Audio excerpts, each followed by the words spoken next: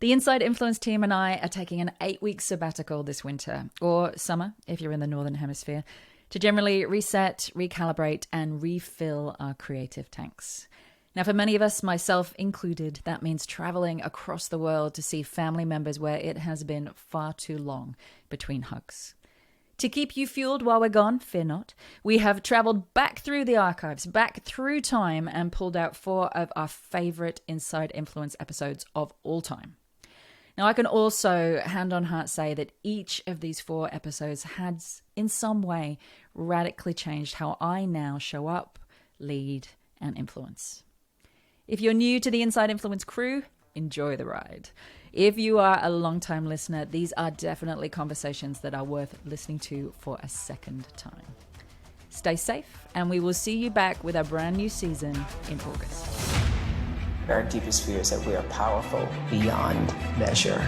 I will live every day as if there were a microphone tucked under my tongue. It's great to get in the game, but don't get in the game till you understand the rules till you're an insider. Your life changes when you begin having a different conversation in your head. What we need to do in radically deep problems is propose radically visionary solutions. Because the people who are crazy enough to think they can change the world are the ones who do. What if I told you that as well as caffeine, chocolate, and your iPhone, you also had a yes addiction? My next guest, Chris Voss, was the FBI's lead kidnapping negotiator. And what that means is he had to understand influence at a level and with stakes that you and I can barely imagine. For his 24-year tenure in the FBI, he was trained in the art of negotiation at Scotland Yard, at Harvard Law School. He is also the recipient of the Attorney General's Award for Excellence in Law Enforcement and has taught business negotiation at a number of prestigious universities around the world. He's the founder and CEO of the Black Swan Group, and he's also the author of Never Split the Difference, which is a book that I genuinely cannot recommend highly enough if negotiating, persuading, or influencing is a part of your daily life, which I can promise you it is. In our conversation, we jumped into a number of really fascinating conversations, the first of which was how yes is actually the last thing we want to hear, which blew my mind because I had assumed that negotiation was all about getting to a yes. And apparently not one single hostage negotiation technique is designed to get a yes. What are they designed for? You'll have to listen. We talked about high-stakes conversations. How does he prepare his mental state going into these conversations where literally lives are on the line? We talked about delivering bad news, how to do it quickly and efficiently and get straight into what's next. We talked about how you kick off a negotiation and probably more importantly, how you close it. This conversation, I think, is by far one of my favorite ones in the podcast so far.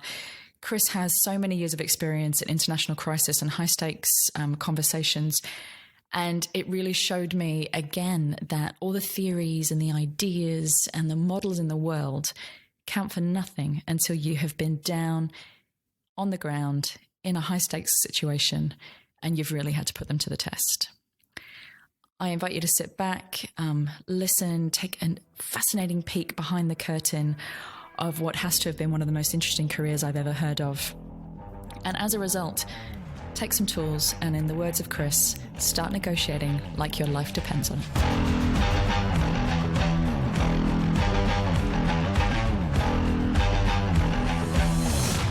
Welcome to the show, Chris Voss. Chris who? Chris Voss. Yeah. Have I pronounced it wrong? Oh, that's right. No, you did it perfectly, actually. I had a moment of panic just then. So I saw you, again, we're live from Arak at the moment, and I saw you on the stage this morning, and you did, or around about lunchtime, and you did such an incredible job of kicking out all of the assumptions that I basically had about negotiation. And all right. I've been a salesperson, or at least for a part of my life I've been a salesperson, and I was apparently doing it all wrong. Ooh, wow. All that time. One of the things that you said in your book, which I loved, was hostage negotiations are anything but rational problem-solving situations. Have you ever tried to devise a win-win with a guy that thinks he's a messiah? Now, that's obviously a very serious situation and a funny question. Right. And I think that that's a trap that we can all fall into. We go into a negotiation thinking, if I can just think of if I can treat myself as a rational being, if I can treat this other person as a rational being, we will find a way to rationally come to a solution. If I come up with a great argument. Oh, yeah, and stats. And stats, preferably of course, a graph. Oh, there you go, right? Yep. Then, I'm bound to win them over. And that just, in all your years of incredible experiences and negotiations that are literally, to give them the gravity that they deserve, literally life or death situations, that hasn't been your experience at all. No, there's no such thing as, it's hard for people to come to this, but there's no such thing as rationality. There's no such thing as logic.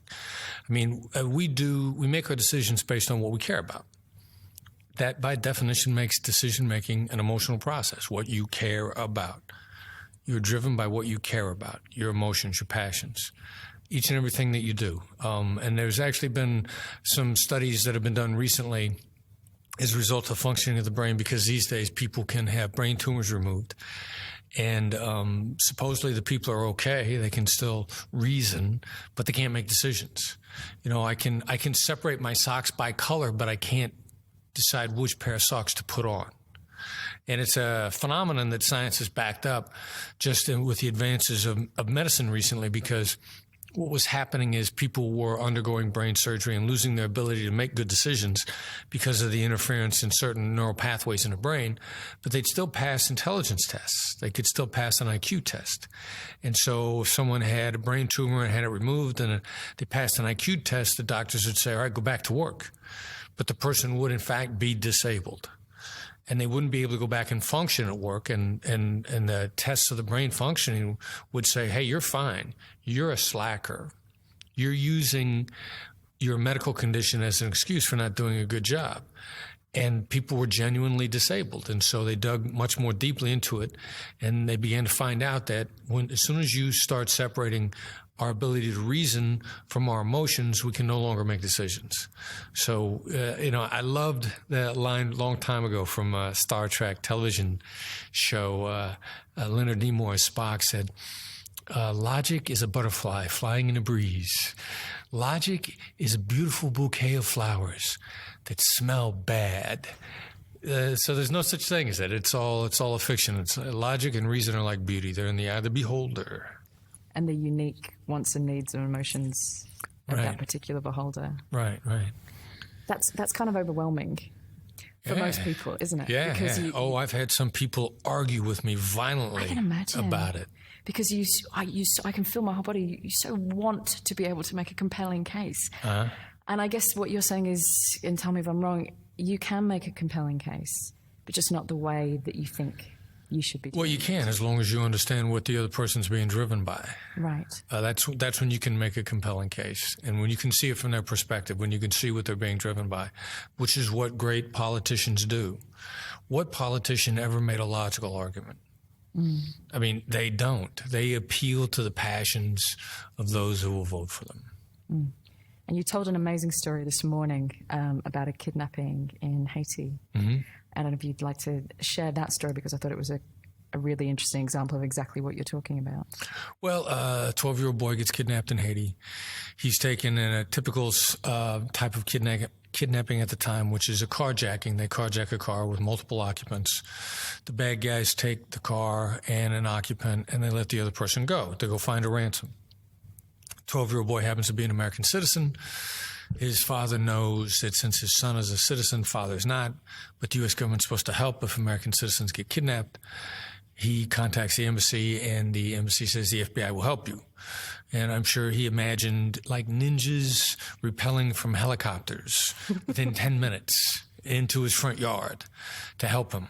But instead, about 20 minutes later, he gets a call from some guy who says he's in Washington, D.C., and says his name is Chris Voss, and he's going to help with the kidnapping. And he literally says to me on the phone, "You're in Washington, D.C., how are you going to help me?" Now, I realize, and I'm not rattled by this because I know what to say, but I realize I've got about 3 seconds before this guy hangs up the phone. And I also have done this wrong before. When I've had people internationally question whether or not I was the right guy for the job. I would trot out my credentials. FBI, 24 years, trained as a hostage negotiator, trained with Scotland Yard, did this, did that. And nobody ever cared, ever. The first time I tried it, we actually got in the Philippines, we got into an argument with the top cabinet level officials. Everyone below the president of the country questioned whether or not I knew what I was doing because I trotted out my credentials. So I know that doesn't work. Instead, what I say to the father is, all right, here's what you're faced with. Haitian kidnappers are not killing kidnap victims. I realize that's really stupid because Haitian kidnappers and Haitian criminals kill each other at the drop of a hat for no reason whatsoever, but they're not killing kidnap victims. That's just the way it is. Now, today is Thursday, and Haitian kidnappers love to party on Saturday night. So if you follow my guidance and if you do what I ask you to do, we'll have your son out by late Friday or early Saturday morning. And he said, tell me what you want me to do. Now, no time in the conversation or the duration of the kidnapping did he ever ask me about my credentials. He never asked me how many kidnappings I worked. He never asked me how long I'd been an FBI agent. He never asked me how many countries I'd been in. He never asked me how many times I'd been to Haiti. At that point in time, I'd worked a number of kidnappings in Haiti. I'd never actually been there, ever. Because I know the kidnapping and I know how quickly they go down if handled properly. He didn't ask me if I spoke the language. I don't. I don't need to. I understand negotiation dynamics, and negotiation dynamics are based on human nature dynamics, which means it doesn't matter if it's in Haiti or Nigeria or Cape Town, South Africa, or Newark, New Jersey. So they're the same types of human nature dynamics. And I understood how I needed to communicate with him throughout the duration of the kidnapping. We had his son out Saturday morning. So his need in that situation, which is exactly the same need that I would have, and I think most people would have, is to know that you knew what you were doing. Exactly. That you understood the landscape that was being played on, and that you could essentially hold his hand through this and show him the right way. Right. I see the landscape and I see what he sees. Because if I can see the landscape and what he sees, there's a really good chance that I can understand how to fix it.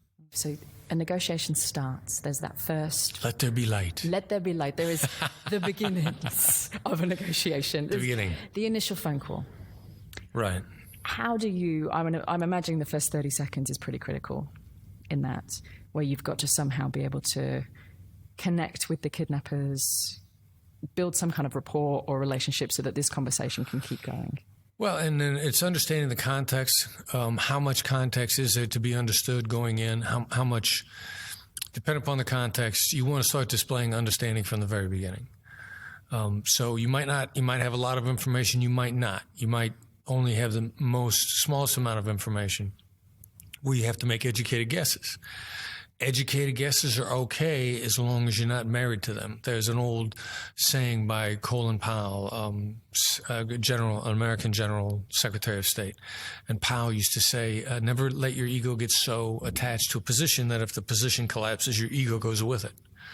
So as long as you're flexible at the beginning and you're willing to be wrong, and you're willing to be wrong on the way to getting it right, you can start communication very, very early on and begin to find out what's going on.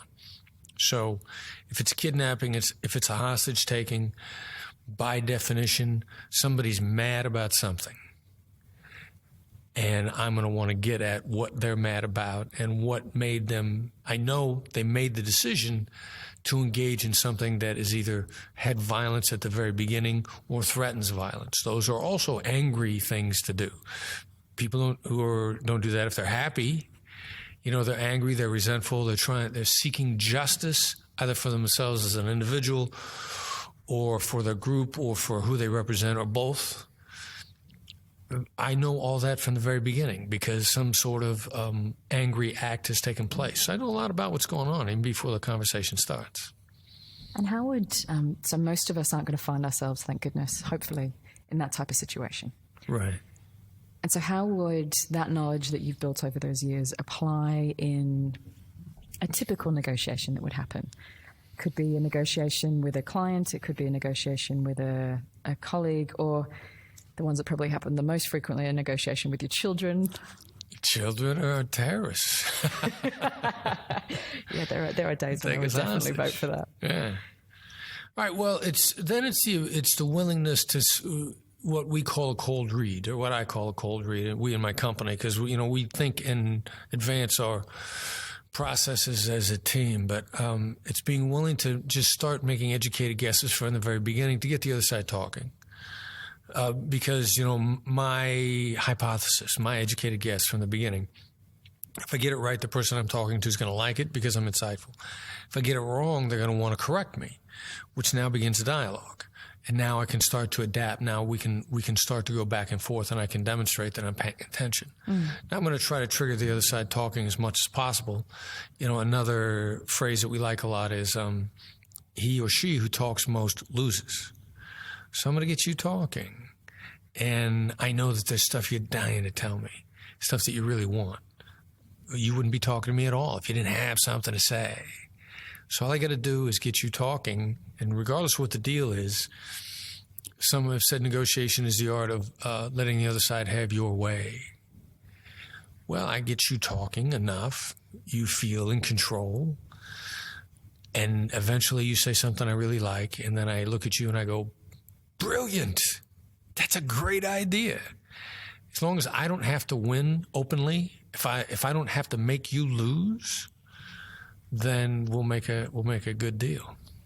Are there a couple of questions that you tend to keep in your back pocket that work really well to get somebody talking, to start that dialogue going? Well, all right. So you asked me did I have questions, because the purpose of a question is to gather information. That's only one of two great ways to gather information. Sometimes people are really defensive around questions. So there are specific things I'm going to say. The flip side, if somebody doesn't want to answer questions, I'm going to use a tool that we call labels. And I might say, what have you got in mind? That's a question. Or I might say, seems like you've got something in mind. That's a label. You're going to respond to one of those two. Overall, more people are more likely to respond to a label because it's just a statement. I'm not trying to get you to respond, and since I'm not trying to pull a response out of you, you're more likely to give me a response, even an unguarded response, as a result of a label. Or, then the other one, when we're really showing off, we'll intentionally mislabel, because human beings love to correct others. So I might say, seems like you have no idea how this is going to proceed. And you'll go, no, this is what I want. This is what I've been thinking about. Because, that's unguarded correction. You feel really powerful when you correct me. And you're more likely to say things to me when you're correcting me that you wouldn't say otherwise. Yeah, I can see that. Now that you've said it, as soon as someone asks you a question, you immediately limit almost the response that you're going to give. A lot of people do, right? Yep. Because it's a source of information, is a source of power. So if I give over my information, there's my power gone. Right. But if you say something to me, as you say, like a mislabel, that goes out of the window, and I just want to correct you. Right. One of the things that you said in your presentation was that we have a yes addiction. In any kind of, in society in general, we have a yes addiction, and in any kind of negotiation, we have a yes addiction. We're searching for a yes. Yeah, we're dying for it. Yeah, and that's not actually what we should be searching for, which is, again, another one of those moments where I was going, I don't want to, how can I not want a yes? Like, I'm looking for agreement. How can I not want a yes? Right. Can you walk through your thinking on getting rid of the yes? Yeah, well, so as how yes falls on our ears, when we hear it, we love it. It's been said it's one of the most beautiful words in the English language, if not in any language. We love the word yes. We love it. We love it. But people try to lead you into a trap so often. As soon as I start trying to get you to say yes, you're going to wonder, where's this going? If the answer is yes, where's this going? And you know when I'm trying to get you to say yes. So there's a coercion in there that additionally, besides what am I letting myself in for when I say this, that's what I want you to say, which then makes you doubly on guard. So there's the first problem. Yes is commitment. So we're concerned about what we're letting ourselves in for. And then secondly, because it's such a trap, there are actually three kinds of yeses. There's commitment, there's confirmation, which leads to commitment. But since everybody knows yes is a trap, then most people give the counterfeit yes. Can you give me an example of a counterfeit yes? Well, if you say to me, would you like to make more money? I know you've got something in mind. And if I say yes to that, it's blatantly obvious. There isn't a person on the planet that doesn't want to make more money. But I want to know what you have in mind. So I'll go, yeah, because I want information from you. Now, also, since I figure you're trying to lead me into a trap, I trust you less. Since I figure you're trying to trap me, I have less of a problem giving you a counterfeit yes. I ask no shortage of business people. I'll ask them, have you ever been told yes only to find out later it was a no? And everybody goes, yeah, because of the counterfeit yes. If you're talking to me, by definition, you probably have information I could use. So I want that information. I want to get it, and I want to move on. If you're giving me a sales pitch, I'll listen to your sales pitch. It's going to make me smarter. I may have no intention of ever buying from you, but I want the information. So I don't mind that you knock yourself out with all these yes questions because I want to know what you're going to say. And then I'm going to move on. So we're not going for a yes. We're not aiming for a yes. What are we aiming for? The Stephen Covey advice from way back when was seek first to understand, then be understood. How do you know for sure that you completely understood the other side, everything that they've had to say? When they look at you and say, that's right. That's what people say when they feel completely understood. A bunch of crazy things happen simultaneously when somebody says, that's right. Since the other person feels completely understood, they actually now feel this empathy bond with you. Empathy's been established, and people are enormously grateful for that. They don't know it in many cases. They have a tendency to drop their guard. They have a tendency to be much more collaborative. Also, there's a really good chance, if you're really listening to what they're saying between the lines, you've repeated something back to them that's true. They just forgot it was true. People are driven by things that they're either hiding from others or that they've been driven by for so long they're blind to it.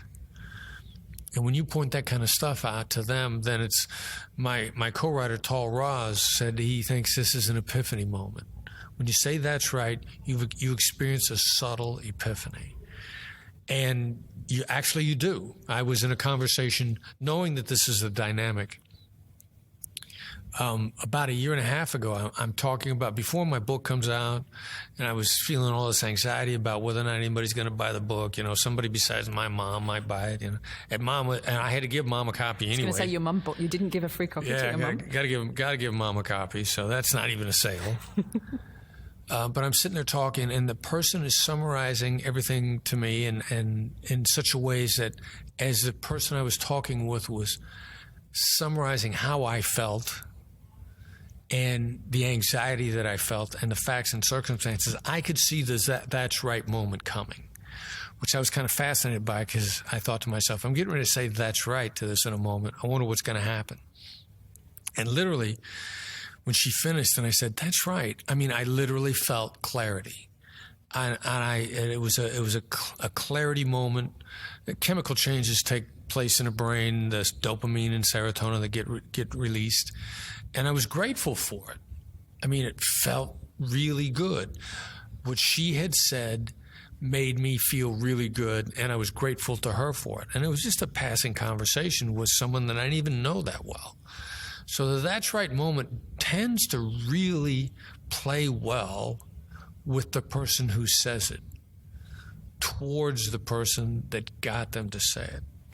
So are you essentially talking there about empathy? To show empathy to somebody, as in I have taken the time to put myself in your shoes, to consider how you must be feeling, to consider your position, to consider all the needs and wants that may or may not be being met right now. You open the door for them, as in the example you just gave, to suddenly step out of their position and take a look at yours as well. Well, but this is not your grandfather's empathy. And it's also not the empathy of even 10 years ago, because empathy has come to become synonymous with sympathy, and it is not. No. Not synonymous. You know, I could empathize with your position, is what a lot of people say. Well, I feel bad for you, I'm sorry. It's not I'm sorry. So what's the distinction? Empathy is pure understanding with neither agreement nor disagreement. And if you can define empathy as pure understanding, no agreement, no disagreement, and this very narrow definition, which is ridiculously powerful, then you can exercise empathy with anybody. As an FBI hostage negotiator, I can exercise empathy with an ISIS killer, because all I have to do is understand where they're coming from and be able to articulate it. And that was the definition. As an FBI hostage negotiator, I'm not negotiating with people that I agree with or that I have anything in common with.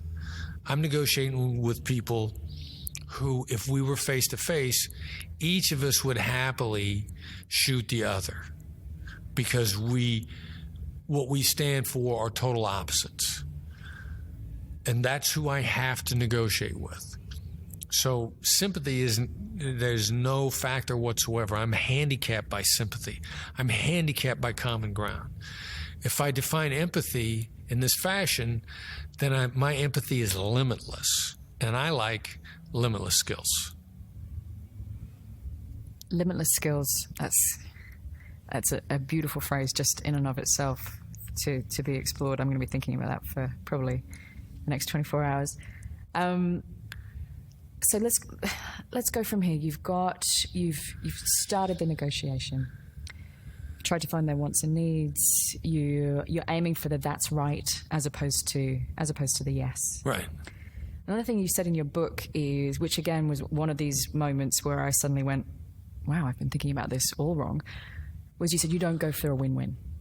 No, win-win's a horrible idea. Yeah, you're never looking for a win-win, which again, I have been always looking. I would even say it to my team, where's the win-win in this? We just got to find the win-win.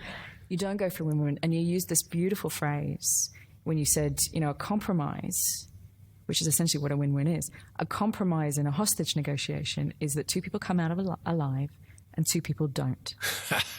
And, that's not a good... How does that work out, right? Not a good outcome. So if you're not looking for a win-win, you're not looking for a compromise, what are you looking for? All right, so win-win, compromise, lots of different definitions for a lot of different people. There has to be mutual benefit, at least psychologically, for both sides.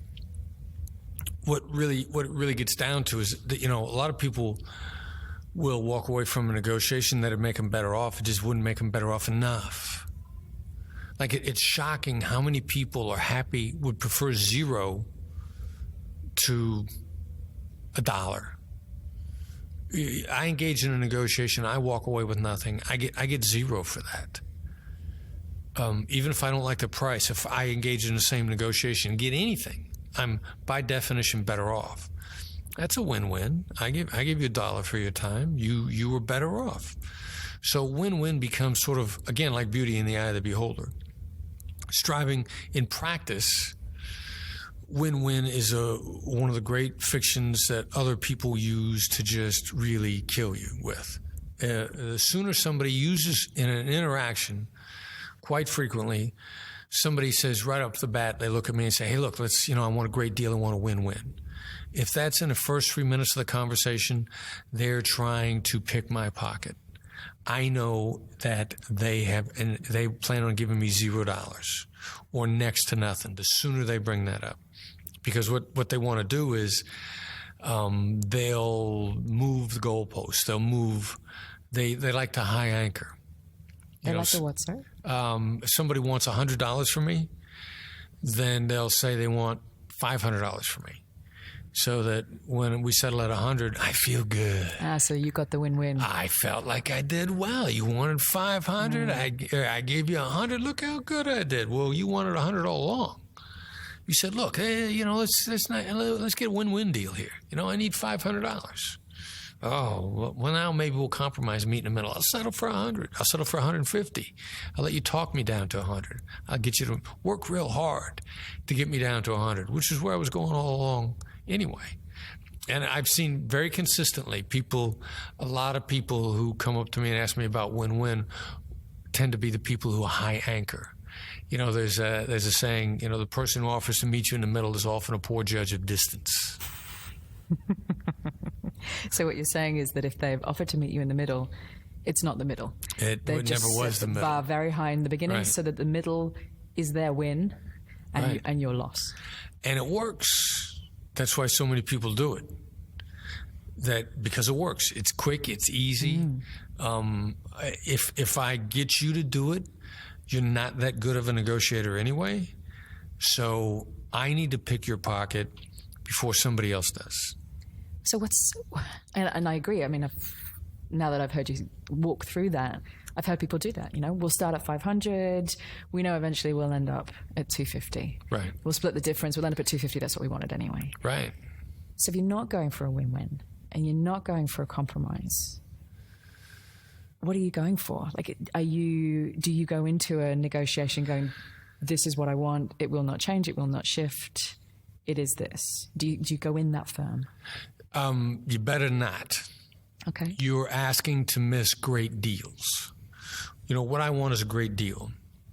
By definition, you're going to be hiding things from me. Hiding, if you want to use a poker analogy, you're hiding cards. I'm hiding cards. We're both hiding cards. If we're hiding information, we only hide stuff it's important. So I'm hiding stuff that if I could put it on the table, we could make a great deal, but I'm scared to because I don't trust you. Now, here's where the thinking gets a little bit tricky, but it's the overlap of unknowns. I don't know where my hidden cards overlap with your hidden cards. I have no way of knowing that because you're holding information that there's no way I could know, or it might take me weeks to find out, or your proprietary information. I may think you've got all the leverage in the world when in fact your boss told me if you didn't make the deal this week, you were going to get fired. Or I may think I've got all the leverage in the world and you just closed a great deal and you're not hungry. Or you don't see me as a great long-term partner. Or there's just so many different things in the overlap of the hidden cards. I want to know what the overlap is. By definition, if I can get at that, there's a better deal than whatever I had in mind to begin with. Might not be a lot, but I really want to know what it is. You've got something I have no idea you have, that if I knew you had it, I'd really want it. I was advising a woman in Los Angeles and Hollywood recently. She's trying to put together a B movie, if you will, a lower budget movie with a she needed $300,000 in financing. The person she's going to get the financing from is a wealthy young lady, and she wants to finance, but not only can she star in the movie, but she wants to star in both roles. I'm struggling to get my head around that, but okay. Well, and ever since, what was it, the movie The Social Network about the founding of Facebook? Oh, yeah. There was one actor played the Winklevoss twins. Okay. So now every actor wants to do that. Not only can I play one character, I can play two in the same film. It's a real ego-driven thing. The woman that I'm advising, she says, I need her $300,000, but if I let her play both roles, it's going to double the budget of the film, and I can't make it now. So this is a deal I can't make. I said, just sit down and help her try to discover how hard it's going to be for you to make the deal. All you want to do is get her to discover the problem, and you're going to use these negotiation skills to open her eyes. She sends me an email back a couple of days later. You're not going to believe what I found out. Well, it turns out the woman who wants to put up the $300,000 owns a castle in France. Now, a second movie is being discussed, and in a 2-movie deal with potentially another $1 million involved, with a castle in France as a shooting location for no cost, she now says, I'll let her play both roles in the first movie because now I got a 2-movie deal going on. She had no way of knowing this woman owns a castle in France or that she might want to shoot another film there. And so you don't know what the other person's hiding. It might be something good. It might be something irrelevant. It might be a castle in France. But until you engage in a conversation and get somebody comfortable talking with you, sharing that kind of stuff, that's when you find that out. There's a better deal to be had. One of the questions you asked repeatedly in the book, or kept seeing come up in pretty much every chapter in the book, was, how am I supposed to do that? How am I supposed to do that? Yeah. And I kept seeing that you were asking it over and over again and getting amazing results. And to give some context around that, I'm imagining that this woman in question sat down with the actress, laid out the problem and said, I want to make this work, but how am I supposed to do that? Is that one of the ways? Is that one of the tools that you give people to unlock some of these cards that haven't been put on the table? That's the quickest and fastest way to do it. I mean, so many people are horrified to say that, but that is the fastest, most applicable, from 13-year-old kids who want video games to plumbers and landscape architects to money financiers to it's applicable to every kind of negotiation. Now, it has to be said deferentially. It's not. You don't say it as an accusation. Like, how am I supposed to do that? Right. Like the tone of voice that says, "I think you're an idiot." That's the dumbest thing I ever heard. How am I supposed to do that? Communicates in a tone of voice that I think you're a bozo. But the way you said it before, it was, if I do this and I do that, it's going to increase the budget of the film beyond what we have. How am I supposed to do that? My son, Brandon, labeled this for us once forced empathy. If you ask, how am I supposed to do that, makes the other person stop and think, take a look at your position. It makes them feel in control. And when people feel in control and they took a hard look at the situation, then they get the opportunity to come up with answers. They feel even more in control. I mean, it works on so many levels. Some people pick it up immediately. As soon as I get no shortage of people and that question, how am I supposed to do that, comes up in the first 5 pages. I've gotten emails from literally hundreds of people saying that they cut deals before they finish the first chapter.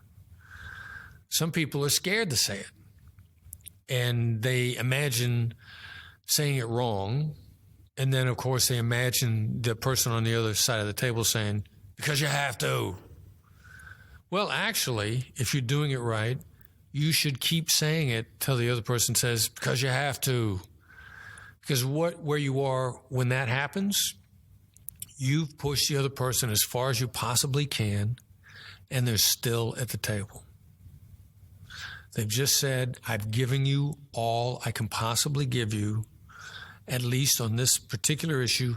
This is the limit, which is a negotiator's job, to push them to that limit if need be, but not away from the table. When someone says that, they haven't gotten up and stormed off. They're still at the table. And enough people that I've coached or taught actually do that till the other side says, look, if you want the deal, you're going to do it. And then they go, okay, let's make a deal. They're happy. They've done their job. It also goes back to what you were saying earlier, which is we have an innate desire, to correct, which is what we were talking about earlier, Right. But we've also got an innate desire to solve problems. Right. We can't help it. If someone puts a problem in front of us, Right. immediately our brains, we're like, oh, well, let's have a look at this. Right. Our brains immediately go into problem solving. Right. So you've invited them pretty much to solve your problem for you. Right. Exactly. Another thing you said this morning is how something ends, how an interaction ends, Right. is pretty much the lasting impression that someone will leave with. And that's been true in my experiences as well. You're going into a negotiation, you've got good rapport, it's going well, and then just towards the end of that negotiation, they pull a trick or something happens and you think, that just left me with a really nasty taste. Oh, God, yeah. The last impression is a lasting impression. Yeah. And what people end up doing wrong so many times whether it's a verbal interaction and it's gotten contentious, or they do this in emails all along. They try to be nice up front, and they try to be nice, but they're getting more and more angry, and then they get to something that's really burning, the "oh, by the way," or the "yes, but you're an idiot." And there's things when they should have stopped talking, they keep going, they say something really negative. We've got a company that we do some business with, and occasionally the negotiations get contentious. And one of the emails I got from their principal one time, this person laid out a line of reasoning, and she really felt that we didn't appreciate their intellectual contribution. And the last thing in her email was a shot. It was just, don't forget that we did this for you, and it was a bit of a cheap shot. And that resonated in my ears, because she tried to be understanding through the email. She tried to be rational, and the more she thought about it, the more it bothered her. And that's how she finished the email. And that is what rang in my ears, played in my head over and over and over again, the parting shot that was in the email. So if you got something negative to say, and you may, just don't let it be last, because that's what rings in people's ears. That's what gets echoed in their head over and over and over again. No matter, even if it's somebody like me who's supposed to know better, I'm still a human being. I'm still wired with the same emotional architecture that everybody else has. And that echoed in my ears. And and now that I've got some distance over it, I could say, all right, she didn't know any better. She didn't realize what she was doing, but boy, is that dumb.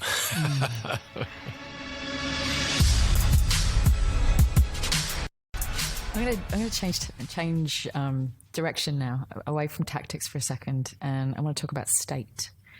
And we had a brief conversation before going on air, and I was talking about, is there anything that you do prior to these phone calls where you've got to get it right? There's no second shot at these phone calls. Is there anything that you personally do to get yourself in state, get your mind right, get your emotions in check? Do you have a process you go through? Do you go in another room, listen to a song? I'm making it up. Have you developed anything? It's just reminding myself to be open. I'll make a guess. This could go one of 4 or 5 different ways. I just got to figure out which one it is. The main thing is not getting focused on how you think it's going to go. And if you could do that, then you're in pretty good shape. If you're focused if you prepared for the most negative response from the other side, you're not going to get caught off guard by anything, because all the stuff that catch you off guard are going to be positive things. You're going to be delighted. Oh, you're a lot more cooperative than I expected. We've actually got a process in our negotiations where our best preparation is sit down and write down all of the horrible names the other side could call you. And if you're fair and you're willing to recognize that there's a ton of them, nobody gets caught off guard at the table when they take that approach. When you're prepped for an angry response and you have good, solid emotional intelligence ways of dealing with that, then you just don't get caught off guard. Can you name a couple of those? A couple of healthy responses when things go off track? Somebody says, you guys have been pushing us around for years. And you're not paying attention to us, and you're trying to throw your weight around in the industry.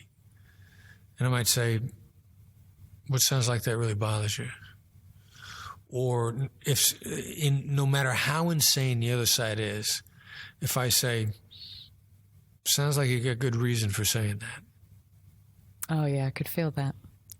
Yeah. Yeah, it's gonna take the wind out of their sails. It's gonna take the steam out of their anger. They're gonna be shocked that I'm actually willing to listen. And there's a few that are like that. That no matter what the other side says, you could always say, it sounds like you got good reason for saying that. Sounds like you've given us a lot of thought. If somebody explodes at you, they have given it a lot of thought. They've been thinking about it for days. They've been driving themselves crazy. Having the conversation 100 times in their head. Yeah. So it sounds like you're giving us a lot of thought. It's like a go-to response, no matter how insane they seem to be.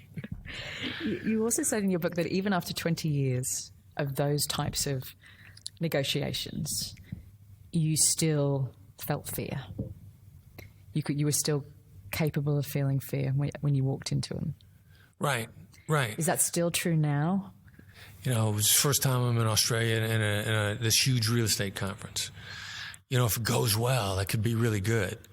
And I could say, wow, you know, boy, if I screw this up, you know, all this opportunity, you know, if I stand there and I just stare at them, or if I stutter, or, you know, if I forget what I want to say, I could really screw this up. You know, I could, and there were moments when I was getting ready to talk today that I was letting myself get a little bit nervous because, you know, there's this tremendous opportunity there. That if I screw up, you know, I might lose all this opportunity. So yeah, I could still do that to myself sometimes. I think again, you mentioned it at the beginning, and we're nearly finished now. I think it's a great, like, full circle moment to come back to that. To be grateful to be there, to be grateful to be having the conversation, to be grateful of everything that's gone right up until now. I had a conversation with a friend last week, and she's just starting out in business, and she was describing to me this meeting that she had, one of those meetings where you feel like saying at the end, can we just both pretend this has never happened? Because I was not at my best, and I feel like I've just totally screwed it up. And even in those meetings, and I've had plenty of those myself, even in those meetings, I can remember one vividly, walking away and going, at the very least, the questions they asked me in that meeting, even though I stuffed up answering all of them, those questions have really helped me solidify what the offering should be, or even what our brochure should look like, because the fact that they asked me those questions means, great, I'm going to use those questions and answer them, even in our brochure. Right. So there's always something that you can go, I'm just grateful for that. Right. Grateful that I got that piece. Right. I'm going to close with the question that I always close with, which is, if I were to give you the stage and in front of you was everybody that you could ever want to influence, and I handed you a microphone, because I have these magical powers, obviously. Very good. You're like you were a much younger, much more attractive version of Gandalf. Is that it? I was going to say a fairy, but actually, I'll take Gandalf. He's way cooler. Way cooler. Gandalf or Yoda, if I had a choice. What's the one thing? What's the one thing that you would want them to know if I said you could only have them leave with one thing? Let the other side go first. It's going to make you smarter. You don't have to do what they say. More times than not, like 70 to 75% of the time, you will be instantly better off. Now, if I took you to Las Vegas and gave you a gambling system that works 75% of the time, you would own Vegas. Steve Wynn and Donald Trump would be your assistants. They'd be working for you. But the fact that something might fail 25% of the time horrifies people. Because, what if it doesn't work out? What if they say something that I don't like or that hurts my feelings? Sometimes they're going to do that. But it's going to be such a minority of the time that if you're just playing the odds, you'd be so much better off. But most people are afraid to do that because they remember that one time they were attacked, or they remember that one time they thought they lost the advantage, or they remember that one time where the other person said, take it or leave it. If you don't sign this deal, it's going to be hard on you. People say that in business deals.